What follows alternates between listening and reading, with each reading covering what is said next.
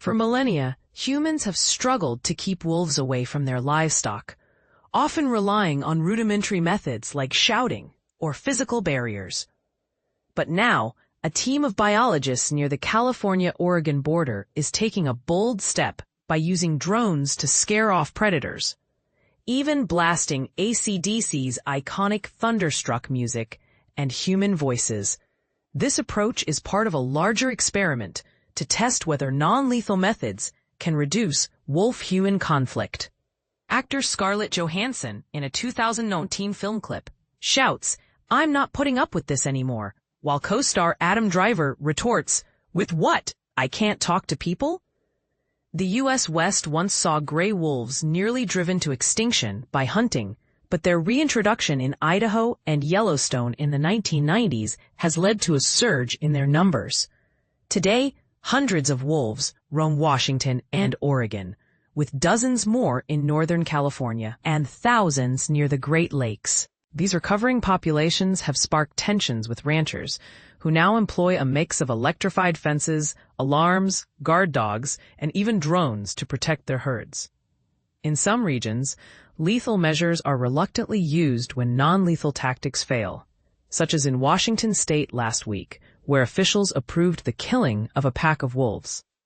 A team of USDA scientists developed drone-based hazing techniques by monitoring wolves using thermal imaging at night when they're most active.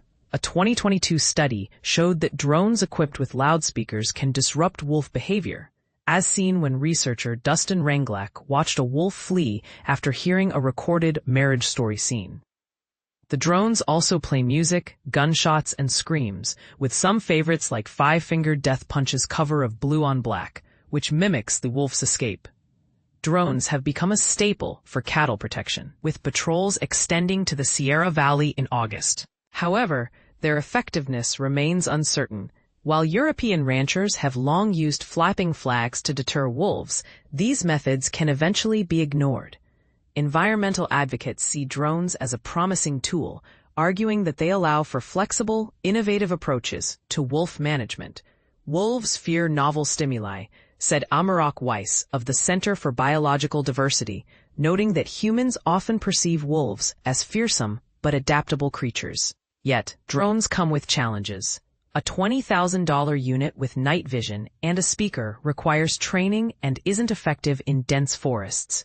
Ranchers in Northern California report reduced livestock deaths, but acknowledge that the technology isn't a permanent solution. Mary Rickard, a cattle rancher, warns that prolonged exposure might make wolves less fearful, leading to a "wow, this isn't going to hurt me" mentality. Compensation for wolf kills is available, but stressed cows face economic losses, including lower birth rates and tougher meat. Rickard, who has run a ranch since the 1980s, fears closing her business if drones fail. She hopes to gain permission to shoot wolves if they attack her animals or trespass after a certain number of incidents. Paul Wolf, a drone pilot in Oregon, recalls a moment when a wolf initially seemed curious about a drone, before being convinced to flee via a speaker. He said, "Hey wolf, get out of here," Wolf joked. This experiment highlights the tension between conservation and livestock protection, with debates over whether non-lethal methods can truly coexist with wolves. As the technology evolves, the question remains, will drones one day become a simple solution, or will they remain a contentious tool in the ongoing battle between predators and farmers?